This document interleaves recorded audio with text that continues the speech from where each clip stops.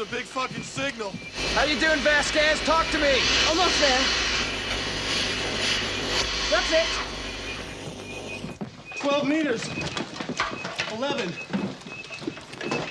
10. Then they're right on us. 9 meters. Remember, short, controlled bursts. 8 meters. 7. 6. Can't be. That's inside the room. It's reading right, man. Look. Well, you're not reading it right. 5 meters, man. 4. What the hell? Oh, my God. Oh, shit. Give me the light.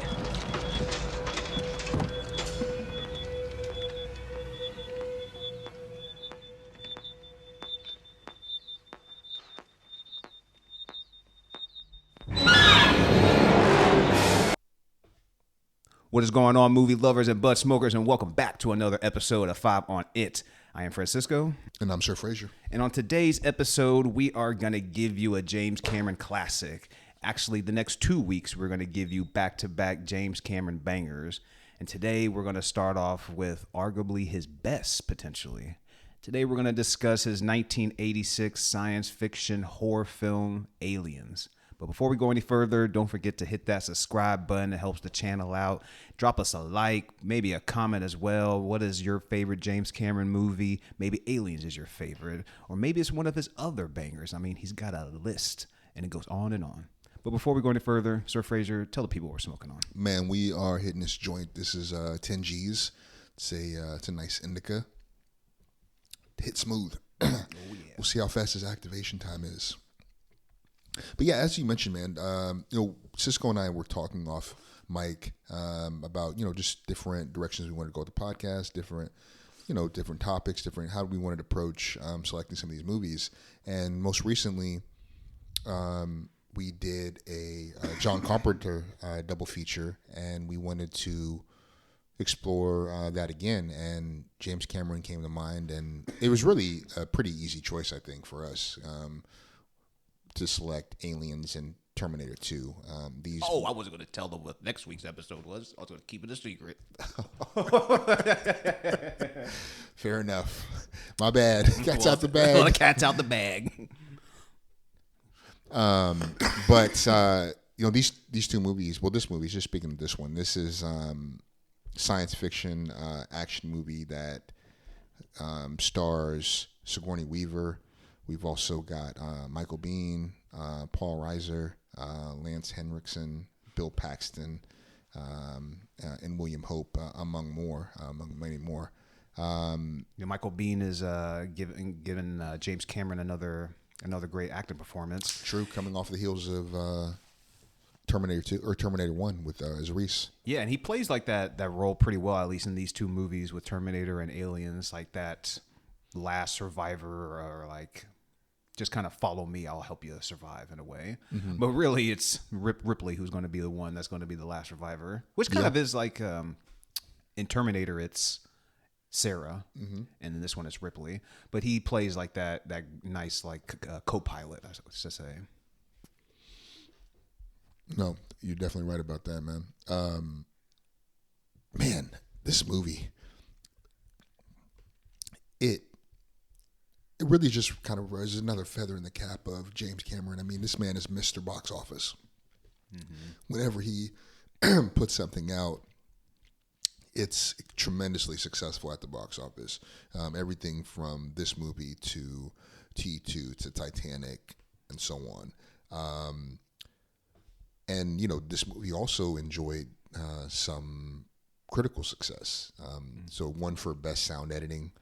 It was nominated for, Sigourney was nominated for Best Actress, Best Art Direction, Best Film Editing, Best Original Score, Best Sound Mixing, Best Sound Editing, and Best Visual Effects. That's what it won for, or just nominated? It was nominated for all those. It only won for Best Sound Editing. I'm actually low-key surprised that it didn't win for Best Visual Effects. Who else? Depending on who else was. It certainly should have been nominated, no question. Yeah, of course. Depending on who else was nominated, but I could easily see this winning. I'm not surprised it won for sound. That was one of the the highlights I put down was the sound design, like especially when you get to the Queen towards the end, when you like kind of hear, we just reviewed Harry Potter and the Prisoner of Azkaban, and I mentioned like when he puts on his invisibility cloak, you can just hear just Harry just breathing so heavy, but like. In this movie with the Queen, that takes it up a whole other notch. You can hear the breathing, like the hissing. I love the sound effects in that. Yeah. Even when you hear the eggs opening, that's the sound of it opening. It's the visual. It looks so just wet and sticky. But to me, the top notch sound design was the whipping sound of like the tail. When she was going up against the Queen at the end, and you hear that tail just like kind of like Indiana's whip, just whoosh, whoosh. Dude, that shit was fucking sick. But you could just see it like them having that battle at the end of like the Queen is just trying to like, trying to find her hole of like where to poke her with her tail. You could just see them just kind of like fighting off one another. Oh, that's a great duel. I mean, that's definitely a highlight that, I definitely want to dive more into. One of the things that, was interesting. I remember thinking about this because H.R. Geiger was involved in the first one with bringing this world to life and the alien xenomorph to life, the eggs and all that. He wasn't involved in this project, and I think he was working on Poltergeist 2 at the time. He and his team were working on that movie. But I do wonder. So first of all, I do want to say give full credit to this team and Cameron, because I think the alien looked phenomenal. I thought everything from the scene where she sees them, when we see the eggs and all of that, A1. But I did wonder what that alien would have looked like if H.R. Geiger had had an active role in building out this world. Yeah. I mean, like I said, it's just more a point of curiosity because they do build on his work. I mean, of course. They're indebted to his vision. He left them a great like template to work off of. Yeah, and like it doesn't take a dip from Alien to Aliens. Honestly, it just kind of everything gets like risen. I would say the action gets risen for sure. Yeah. Well, I guess this is the classic question that everybody asks: are you an Alien or an Aliens guy? Oh, I'm definitely because we've already reviewed Alien 2. Go one of our early episodes. Go check that out. Yeah. But are you an Alien or Aliens guy? I'm an Alien person. I love the horror element of that movie, and this movie lacks that a little bit. But I also think it lacks it out of necessity, because when you think about horror sequels, it's hard to recreate and duplicate that magic, with few exceptions, in my opinion, or in my experience. Yeah. I think that when you have a straight up horror, so straight up horror to me is something more that doesn't really tilt into humor the way that Child's Play does, the way that Scream, of course, does, and even Nightmare on Elm Street. Almost even Nightmare on Elm Street. So I think that there's a little bit more leeway there, because those characters have, like, there's an element of humor that they incorporate. So you can, it's a little bit of a different tier in terms of just straight up horror. Yeah. So I think that with this movie, it made sense. I don't know how they could have done this otherwise without kind of pivoting to more of an action kind of format, sci-fi action format. And, they did a really great job of just building out this alien world on LV 426 and giving us like this glimpse of the Queen. I think that he made a great choice in pivoting in that way that he did. Because I don't know how. Yeah, I guess I'm kind of wondering what a duplicate straight up horror would have looked like for this movie. Well, I think it's a good pivot to go like in this different genre. I mean, he does it twice with Ridley Scott's film with Aliens, but he does it with his own film with Terminator as well. And so, I mean, I think it's a good thing to do, because if you're already starting off with like a horror film and you're trying if you're trying to do something, let's say like you're going from Conjuring to Conjuring 2 or something like that. I mean, you have to like raise the stakes somehow, or make it different. And so, I think it's just maybe a little bit more difficult with horror films to like try to raise those stakes, because I guess you're just going for bigger scares, or just like you're going for like a more a scarier setting or a bigger monster. But the xenomorph is already there, so like going to a more action based, because it's like, well, how can we make this more? Like, well, let's throw in more aliens. So instead of just one, there's going to be a shit ton, and then we'll have like a bigger queen at the end. So it just kind of like, it just lends itself to already be just a more action based movie. when you're just going to do like, let's just throw in more aliens and bigger aliens. Well, also you create. It's funny because like I was reading like some of the analysis of this movie, and some of them say like this was essentially like his conversation about Vietnam, where this superior military force goes in and they're swarmed by an enemy that is without fear, willing to self-sacrifice, hive-minded, right? Yeah. I thought that was like an interesting, but drilling down into that a little bit more is like the characters, right? The Marine element to this story, and how that contributed to the action intensity throughout this movie. And it's also interesting to think like the connective thread of incorporating like quote unquote grunts and like these kind of Marines into the storyline. I mean, there's a connective thread between that and the story of Avatar, right? Especially, the first one, right? Yeah. I mean, the main character, I can't remember his name, but he's a soldier.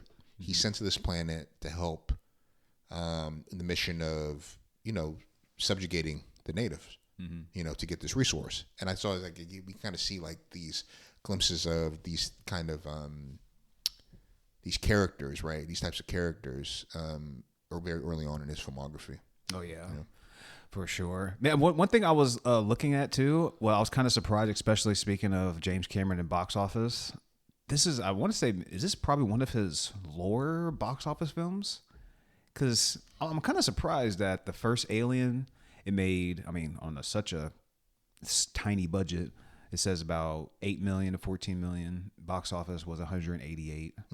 But then you go to Aliens and thinking like it would be, it's a sequel. You're getting James Cameron too behind it.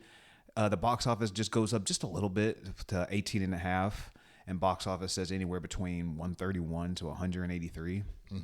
It's just kind of like surprising thinking of James Cameron, how many it's 1986, so take that for what it's worth. Yeah, I wonder what adjusted for inflation, what that might look like. Yeah. I just wonder, like, with just speaking of James Cameron movies, I wonder if this is one of his, like, on the lower end side as far as films like that made at box office. Because, like, looking at, like, his Avatar movies are obviously up there. Titanic's up there. Like, True Lies might be the lowest or lower. True Lies. I wonder what True Lies looks like. Because True Lies wasn't even attached to a franchise. Yeah. But, I mean, it did have Arnold. Well, this came out in 1994. When did Titanic come out? 96, right? 96, 97?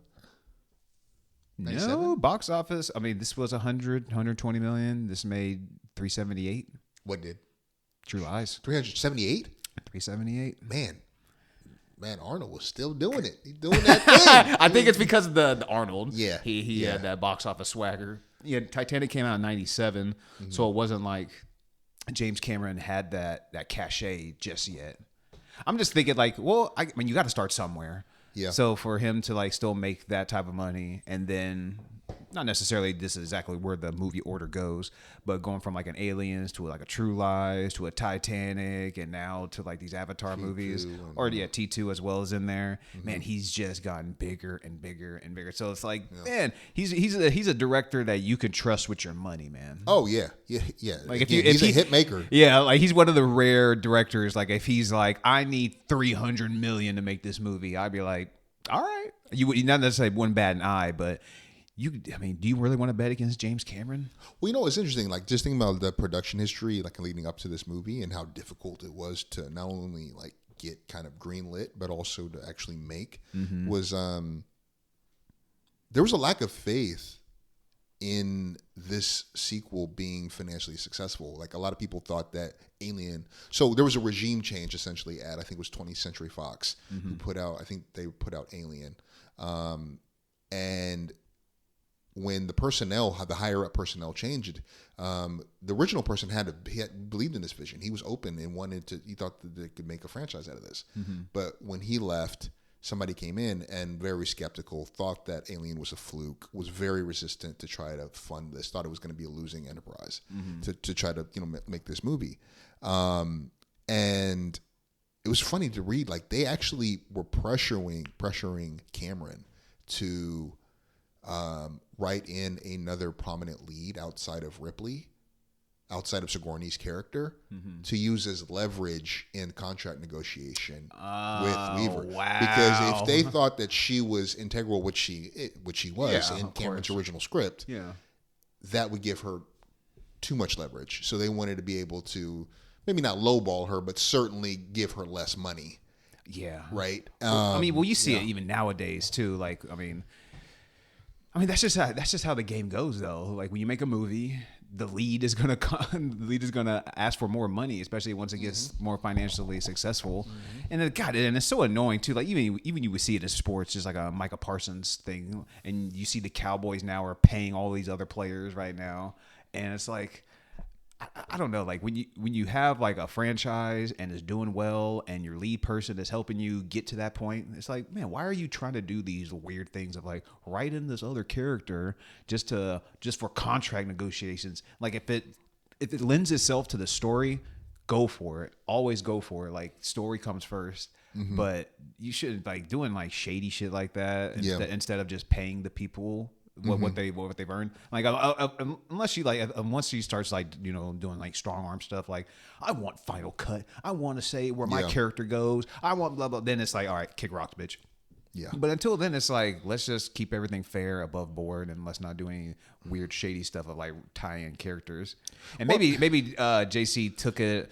Maybe he kind of took some of that and was like, well, I'm not sure how far Michael Biehn was into the process, but he was probably like heard that and was like, all right, I'm just gonna get my buddy Michael Biehn up in this bitch, and he can handle it. Yeah. Well, thinking about the story, I mean, it just goes to show you sometimes the politics behind the scene can really shape a project and the theatrical cut. Because I don't know if a lot of people have seen the director's cut, but there's some really good scenes in there that I think enhance the story and make Ripley's actions in relationship to Newt make a lot more sense. So one of the deleted scenes was, after Ripley has been miraculously discovered drifting in space, I think, was it called the Narcissus? But the shuttlecraft that she escaped from and killed the alien creature. And actually, when they're showing the inside of that escape pod, you can actually see the grapple hook the gun that's still from when she shot the original xenomorph out in Alien. I love stuff like that. I love that detail. When like you see things from like sequels from like the past movies, little Easter eggs like that. 100%. I love stuff like that. But but the thing is, like, we learn how long that she's been drifting through space for 57 years. 57 years. And in the course of that, her daughter, who she promised she would be back for her birthday, has since passed.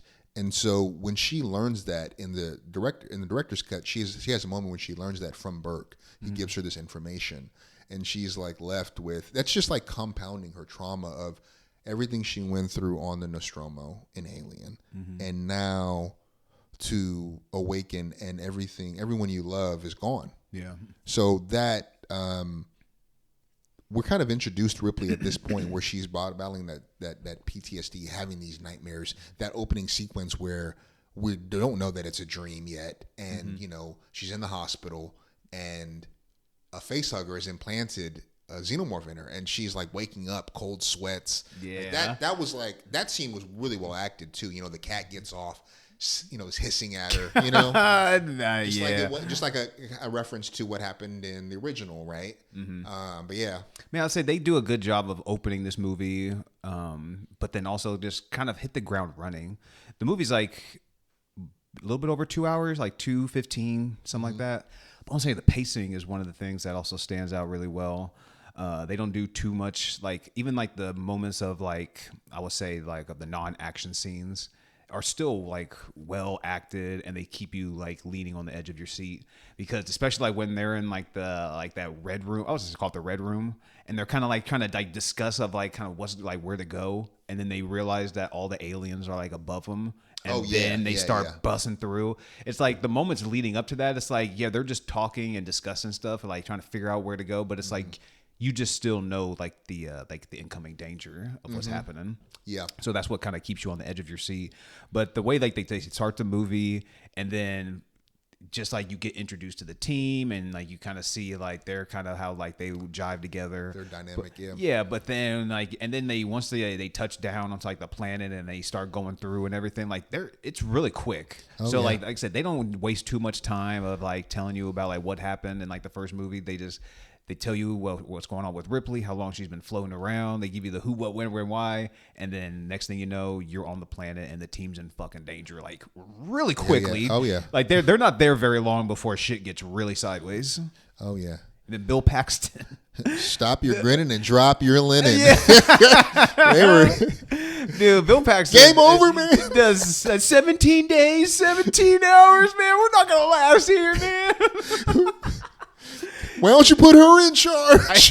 Yo, he cracks up, and it was so interesting to see because they kind of hint at that when Bishop does the knife test over his hand. Yeah, and you kind of see how jumpy he can be. But I think even before we meet that team, right? I think one of the great scenes that kind of sets up while they're going back to LV-426 is during Ripley's hearing. I mean, we're talking about not only people who are representing the business, but also government, commerce, the whole nine.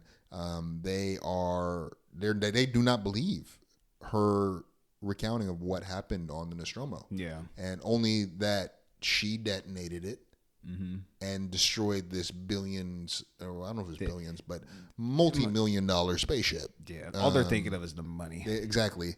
And Burke, the company man. Yeah, dude, and honestly, he's a good villain. He is a good villain. Yeah, he is, because honestly, Weyland-Yutani. I've seen this movie, but like it's been so long, and like there's a lot of weed and a lot of movies that happen in between watching these, and so I forget little things here about this, and so I forget about Burke and that he's gonna double cross him, and so like when she goes. And like she's like sleeping with a nude and everything, and I was like, "Where the fuck did that gun go?" And I'm like, "Oh yeah, Burke, that fucking slimy motherfucker, piece of shit." But and it kind of like lends to also that that she's just a woman in a room full of like masculine men, and so they're not gonna listen to like what she's saying. Like you said, like they're just thinking of the dollars and that she just destroyed all this company stuff. They don't even give a fuck that like her team is dead. No, because there's like, well, expendable. you're like, you signed up for this job, so you kind of the risk. Pretty. I mean, I don't think they actually say that, but that's exactly what the company thinks of all these people on these spaceships and all these movies, that they're all expendable. The company kind of knows what they're getting into, and they leave the the teammates in the dark, and so to speak. Yeah, and I think that moment is also a really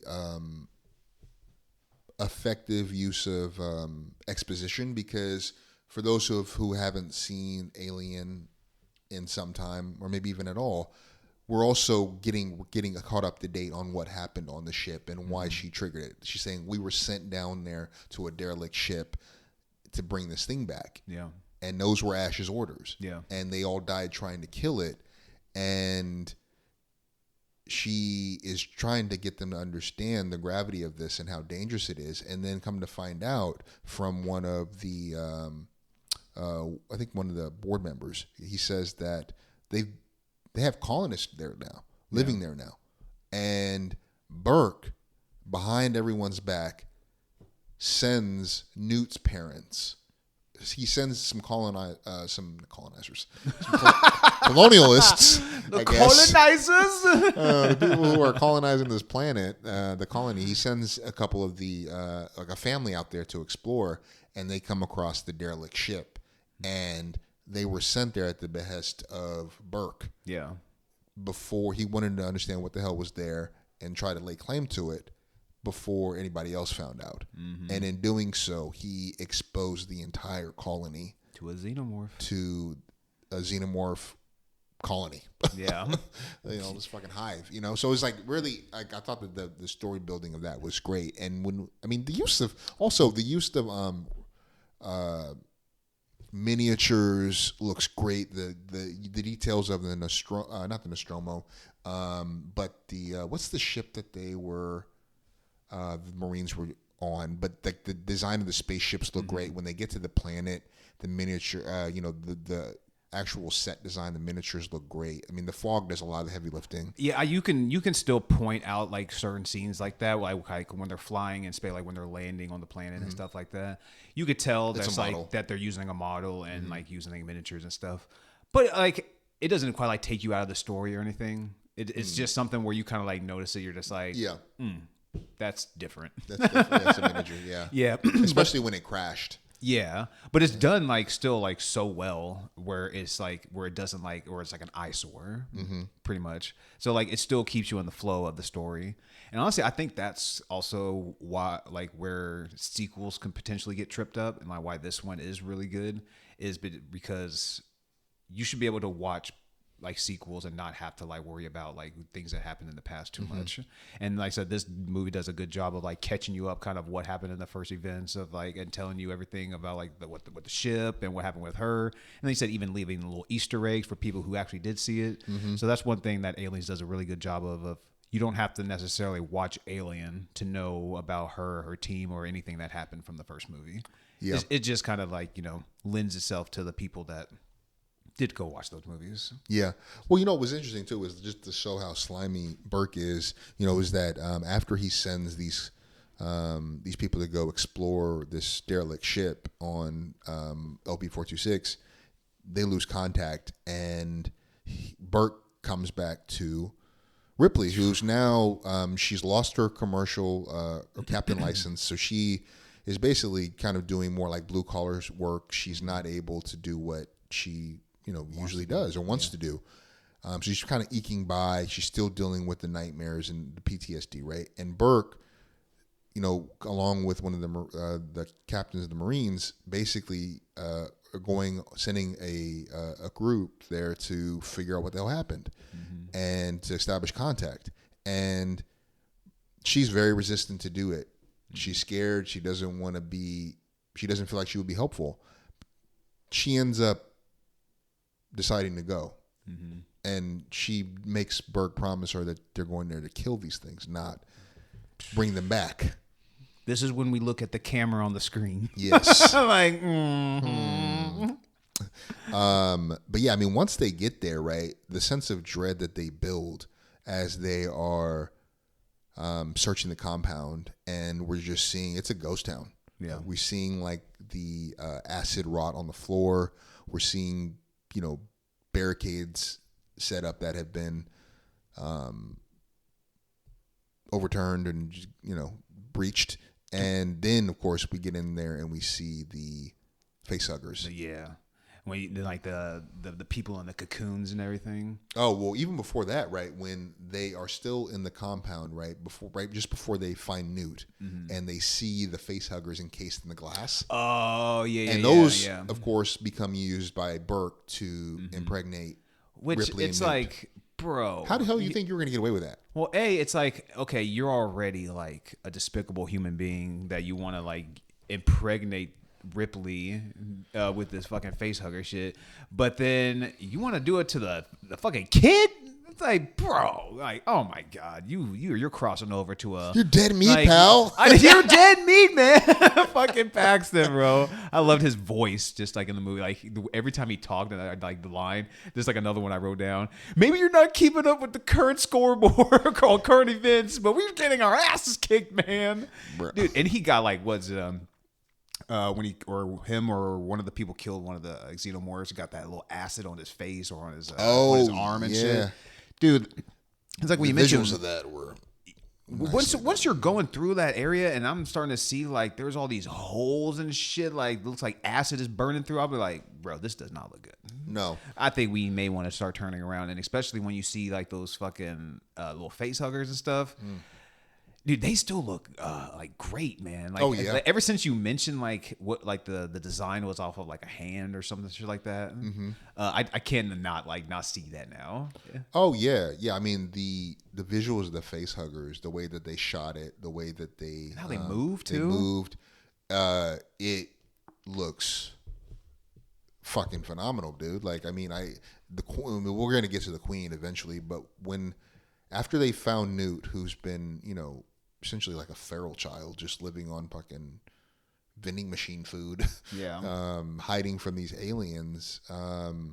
the relationship that Ellen Ripley starts forming with her. Again, this is why they should have kept that scene of her learning about her daughter passing away, because she finds an opportunity to repair that in Newt, who's also in search of a mother, right? Because her mother has been killed. But after that, when they find out they find out about the town meeting in like this reactor area, nuclear reactor or something like that. And to compound the difficulties, as they're exploring, they're trying to get to all of the devices that the colonists were wearing in order to track them down. When they actually, as they're wandering in there, to make things more difficult, they can't fire any guns. Yeah. Because this whole place will fucking blow. It was so funny. They had to keep explaining it to Gorman. And he's just like, what? And what does that mean? So? And so? Huh? It's like, aren't you supposed to be in charge? Shouldn't you, like, why are we telling you this shit, man? Shouldn't you know this? Dude, there was a moment where I was like, oh, poor Gorman, man. First, like, you know, he's just, like you said, he's incompetent. Yeah, he's totally incompetent. And, like, when they're taking off, and he looks completely fucking scared as shit, which it's like, why is the leader looking scared as fuck right now? And they're like, well, how many missions have you gone on? And he's like, 38 or something like that. And he's like, simulated. Or like, well, how many actual like combat missions have you been on? 2. Including this one. So now you see why he's like scared as fuck, because he's not prepared for any of this shit. And that's why Burke selected him for the mission. Exactly. Yep. But like, when kind of all hell breaks loose, like when he pretty much gets incapacitated, he first gets knocked on the fucking head, gets a concussion, so he's done for a while. But then like he comes back and he's kind of redeeming himself a little bit. He's with the team as they're fighting off the aliens and everything. But when he gets to his death scene with Vasquez, bro, it's like, you could have at least maybe said, she goes, Gorman, you are always an asshole. And it's like, damn, bitch. I was just busting these caps and trying to keep these motherfuckers off your ass. Off of you. I know, off of you. You could have at least, but even obviously the writers put that in there. It's like, damn, man, you all could have at least showed Gorman a little bit of love. He's making this ultimate sacrifice, and right before he's about to die, he's gonna know that, yeah, I was always an asshole. Boom! I'm like, damn. There's some really this is something I also got to give credit not only to James Cameron, to be clear, because I know this was co-written. Was it his wife that helped write it? This was fiance at the time. Well, see, like when they say like on Wikipedia, it's like this is James Cameron. Yeah, it says screenplay by James Cameron, Right. but then it says story by James Cameron, David Glear, and Walter Hill. Mm-hmm. So I'm not sure, like, what does it mean between like, when they say a screenplay and a story by? Like, I'm not sure. Like when they say story, it's just like, are you just giving more like, you know, pinpoint and stuff, and like kind of filling in gaps more so? Like, obviously, when you're the screenplay, you're more doing the writing. So I'm not sure like how they differentiate between like a screenplay and the story by credits. Yeah, that's a good question, because I'm wondering, like, storyboards. Like, are they part? Yeah, is that what they're involved? Yeah, I'm not sure, but to me, it's like they're more like I will take it as more they're involved in like kind of the brainstorming process. Yeah, as opposed to actual writing, actual dialogue. Well, I was going to say, I just wanted to double check that it was Cameron, because he writes good dialogue. I mean, there's some really great dialogue in this movie that's just fun, especially when we're introduced to the Marines and their dynamics. Mm-hmm. Like when Hudson says to Vasquez, hey, have you ever been mistaken for a man? Yeah. She's like, no. Have you? Like, that's a really good one. Or there's another line where he says to her, as they're getting the brief on what the mission is, Hudson says to Vasquez, yeah, she heard alien. She thought illegal alien. I died when I heard that one. That is so fucking funny. Was her and oh boy like kind of were they together? I didn't. Not Hudson, but like the one other dude who got the acid. He had the big gun. Yeah, he was the one that was like, your camera's off, and he smacks his head. Yeah, it looked like they were kind of like a little thing. They definitely were friendly at minimum. Yeah, extra friendly. Yeah. Also, there's that great dialogue again from fucking Hudson, where he's getting the brief from Gorman about the mission, and he asks, "Is any questions?" He said, "Yeah, how do I get out of this chicken shit outfit?" Yeah. He's like, You secured that shit, Hudson. He said, come here. After they disband. Dude, man, like Bill Paxton is like, I mean, Ripley. It's all about Ripley. I mean, she's a badass. She has proves great it. lines too. She proves it. I mean, she has the iconic, or get away from her, you bitch. But well, there's that. Even when she gives the speech to Hudson after he's cracking up, she's like, Hudson, like, I need you to get together because I'm sick of your shit. Yeah, she like that's like a moment where she develops. She displays strong leadership. Or even with Burke when she just grabs him and he's like, yeah, I'm gonna make sure like you get nailed to the wall. I was like, yeah, bitch. Or like, cause like she don't want to kill him. She wants to make sure this motherfucker pays for all the shiesty shit he's done. And even when like they all kind of not necessarily surround him, but they confront him over like his wrong after like the face huggers chasing Ripley and Newt through the room and everything, and he's just kind of sitting there. Not really looking at like anything, and he's just like sweating heavily. She's lying. I know, sweating a lot. You're sweating a lot for a guy. It ain't that hot up in here. That AC working just fine.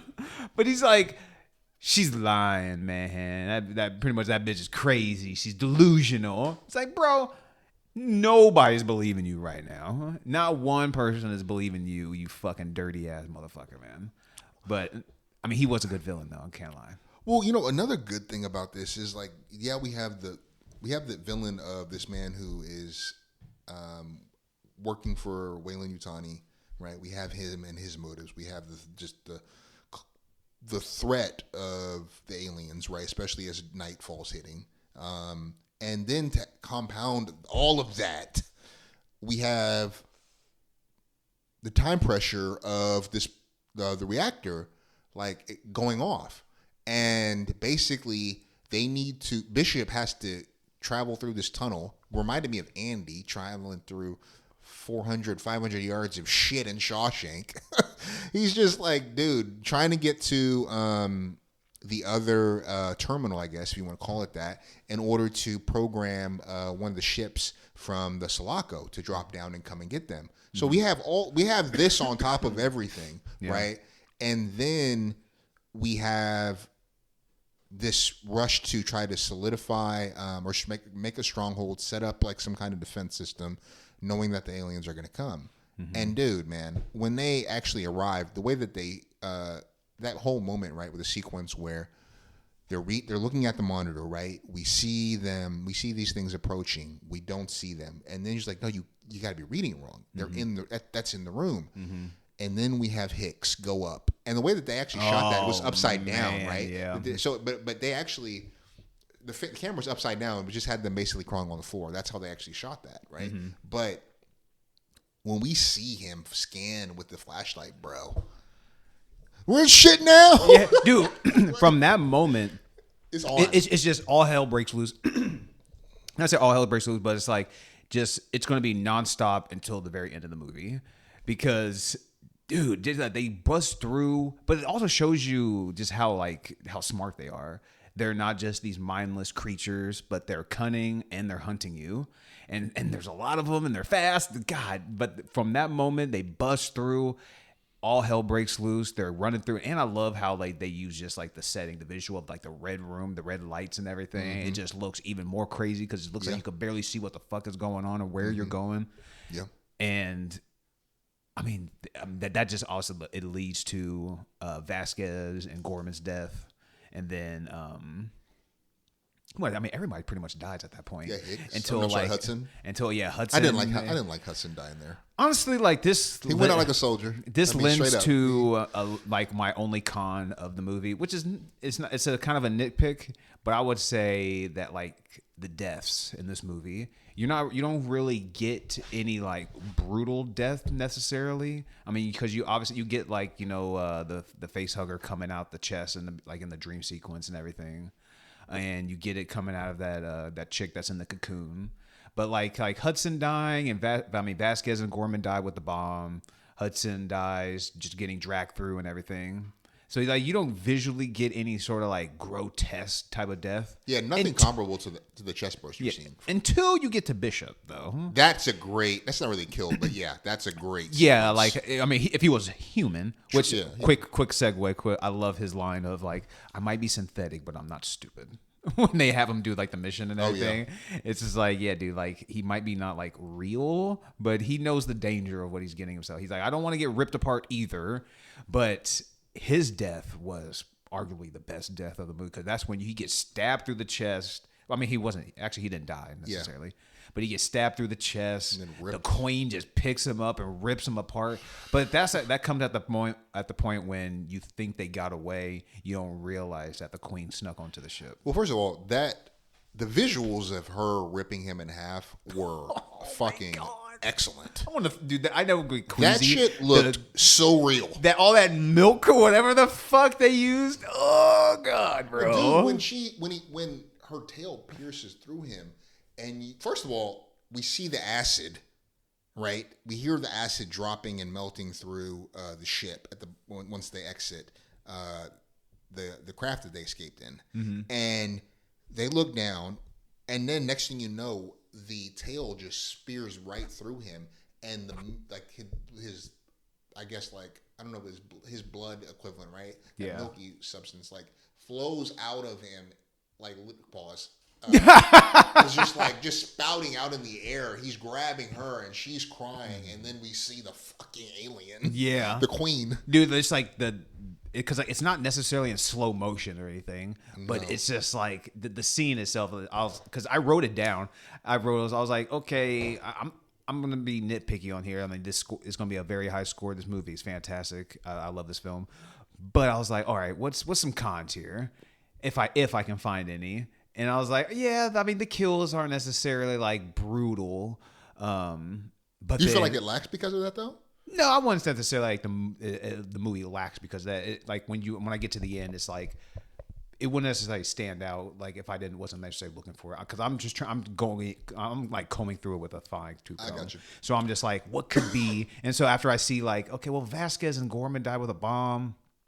Hudson dies by getting dragged through. Some of the other people kind of die off screen, like you just kind of hear them like the gunshots and stuff like that, and then they flatline. So I was like, man, you're not really getting any like alien that rips somebody's head off. That's where I think it pivots from the horror. Yeah, most clearly. I understand what you're saying. But then I was like, okay, and then ... until you get to Bishop, because that scene, although he is synthetic, it's not blood. Whatever that substance is, his equivalent, that shit is disgusting, and that was a fantastic kill scene or maim, whatever you want to look at it. No, definitely was. That was certainly the biggest highlight for me. But I think one of the more suspenseful and kind of horror adjacent scenes was when Newt and Ripley are trapped in the room, and we are like basically scanning this room trying to figure out where the hell they are. Oh, like when you see the thing move? The suspense. Yeah. We see the canister open.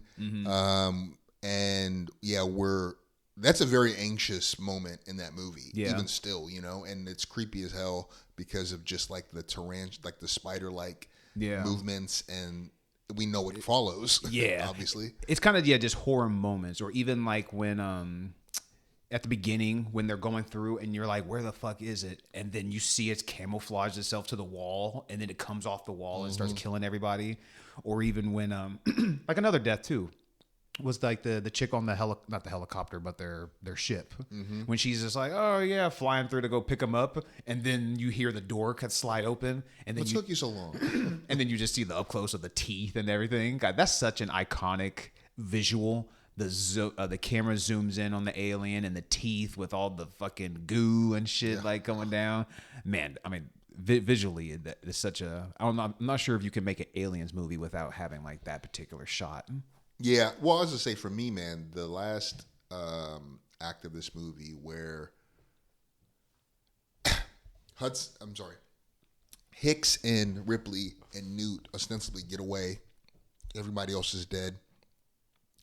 But Newt ends up falling into like one of the lower levels. And as she's waiting for Ripley and Hicks to get to her, an alien comes up and swoops her out. And she has to go through the levels all the way down to track her and find out, to rescue her. They have less than 10 minutes or something something crazy. Yeah. You can hear the And- time ticking, like when Yeah. she's pressing that elevator button. Yes. Man, I'm like, come on. There's explosions Let's happening. go. Yeah. Hicks is out of commission after the fucking that he put the shotty on that alien, which is a really cool shot. But when she gets down there and we first encounter the Queen, bro, that is some of my favorite cinematography in this movie. Definitely really want to give credit to them. Also, really want to give credit to Pinewood Studios. They worked with Ridley Scott on the first picture. They were intimately involved in this one. Very turmoil, a lot of turmoil. I mean, with them and Cameron, but they were involved in kind of crafting this movie and the scene, man, of just how she's harnessed. Yeah. The eggs, we track the eggs, and then we get all the way up and we see her crown, and we see her just perched up there. They used a crane, but like the visuals of her, man, she just looks so majestic. And as she's backing out, like there's also an interesting theme too, because we talk about the motherhood aspect for Ripley, and there we have this moment where it's mother against mother, right? She's here to save her adopted daughter, and the Queen is smart. She sees the power of the flamethrower, tells her the other aliens to back away and to let them leave. And then, of course, perfect. Dude. The petals start opening. This was a huge highlight scene for me too, as well. Because So honestly, beautifully it's perfect, because I don't think you can find any nitpicks about it between the visuals or the acting, the sound, however the effects of like the Queen and the eggs and like her little fucking tube uterus thing, whatever. Fucking you, and like I love how, like when I mentioned the acting as well, like from Ripley or Sigourney Weaver, when you said like she sees the power of the flamethrower, the aliens back off, and then the fucking egg hatches. And then you just see Sigourney look at the Queen, kind of like, bitch, I thought we had a deal. And then she's like, well, you gonna fuck around and deal found is out. off. And then just fucking incinerate that fucking shit. And it's like, dude, I love that scene, because I love the way she looks at her like, come on. I thought we had a deal here. You couldn't have stopped that hatching? Dude, now I gotta kill you. No, 1,000%. And while we're on this scene, I just have to give so much props to the visual effects team.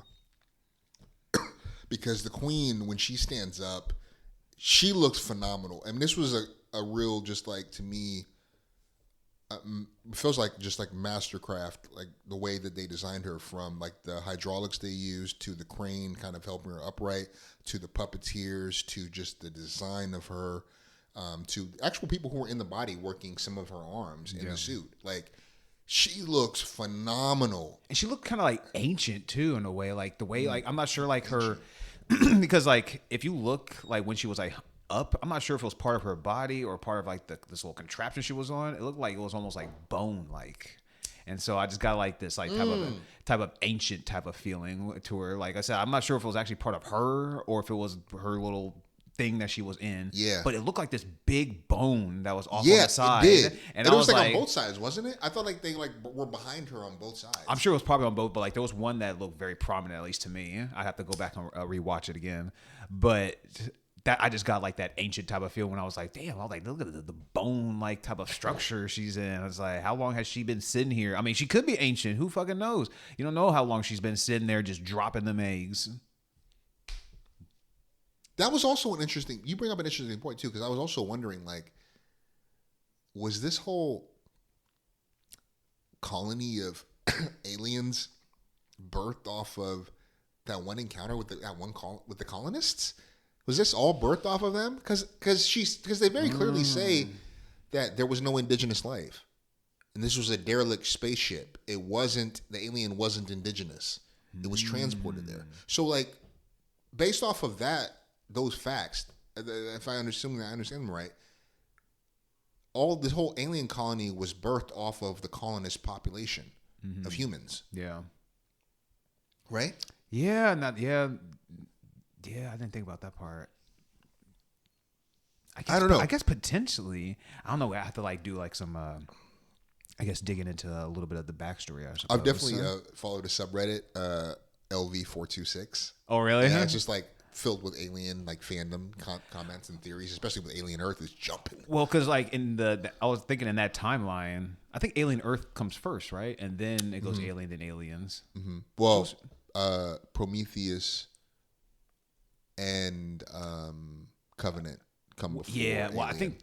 Well, I heard because I'm not caught up on Alien Earth. I heard they said that they're not really paying attention to Prometheus. No, They're not at all. They're just like No. that's their own fucking thing. Yeah. Which Good show. Which is, I mean, I don't necessarily hate those movies, but if they're doing their own thing, then Yeah. that's cool with me. I mean, it seems like it's going really well. The episodes I have seen are really good. So Yeah. Well, you do. I was going to say, I mean, when the queen is in pursuit, like chasing them, that's a really great suspenseful moment when she turns that corner as they're waiting for the elevator and they go up. Mm-hmm. She's all out of ammo at this point. And Bishop isn't at the platform when she gets up to the top floor. And the other elevator door opens and it's the queen. Yeah. You say, you ain't got rid of me yet. God.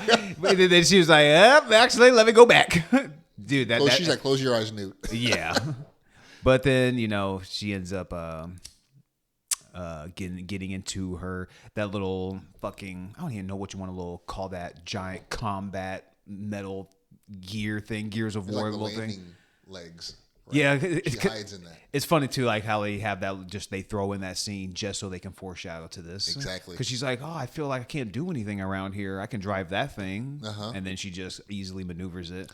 But then when she has her little one-on-one with the queen, Oh, yeah. When she gets that power whooping loader. she starts whooping that ass. I mean, the queen kind of starts holding her own for a little bit because she starts moving that tail like I mentioned earlier, and she starts whipping that motherfucker, and she has to look out because you think she was about to get poked with it. I mean, dude, like the visuals of that too, right? And the editing in this movie, right? Especially at these moments where we kind of go back and forth with, like, I think they're like quarter scale models that they used for Ripley in the power loader and the queen. And so like they were using small scale like puppets in order to,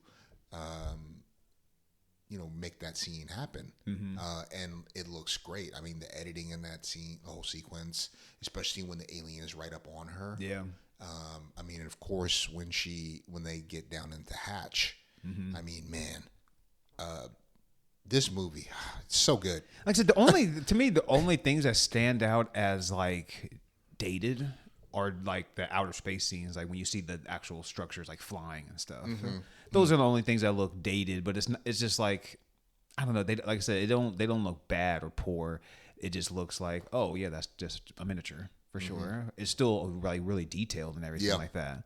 But like all like the scenes with the xenomorphs, like even there's a part where like Vasquez is like fighting one, and she puts her fucking boot on like its head and starts shooting the shit out of it. The acid falls. Yeah, like oh my, you gotta watch out for that acid, man. That acid is no joke. Just as Hudson. It'll do you in. As Hudson. Yeah. But I'm ready to honestly pivot to score because honestly, I don't have any cons about this. I already mentioned the whole kill thing, but it doesn't really affect my score too much. So. No, me neither. I'm definitely down. Yeah, for me, man, all kicks off. This is a 4.5 for me. I love this movie.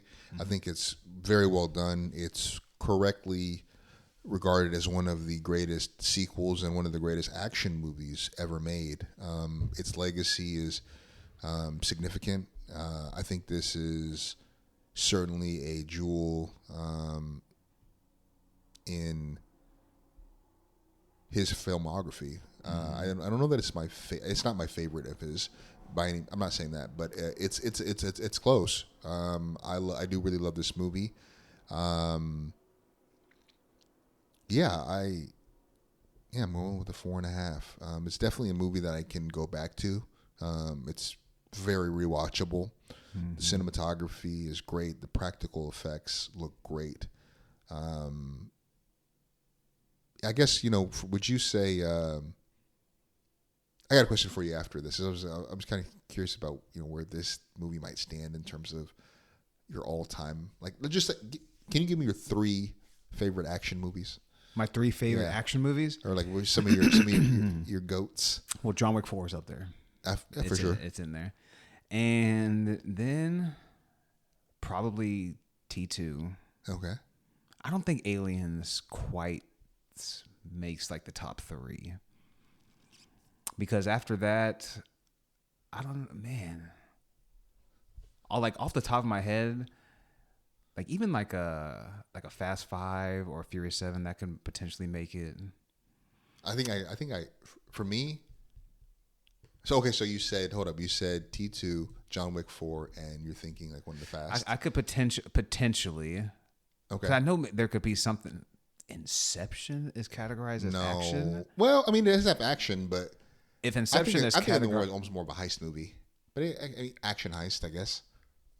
yeah, I don't know if I would categorize that as.